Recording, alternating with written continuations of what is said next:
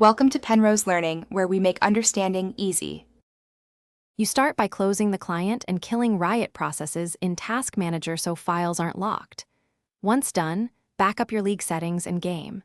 CFG to avoid losing custom bindings. This preserves your setup if reinstallation is needed.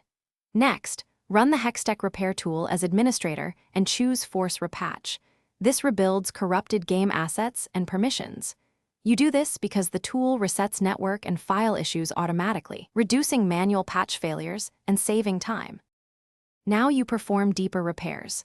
Run the client's built-in repair, and if errors remain, use manual file verification against the live patch.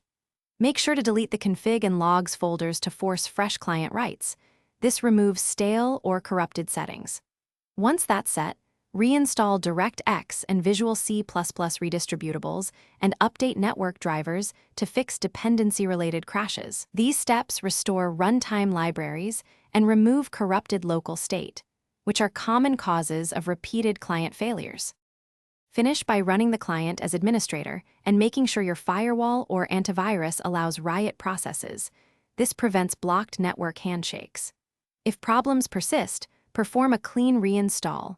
Uninstall, delete any leftover Riot and League of Legends folders, then reinstall from the official installer to ensure zero file corruption.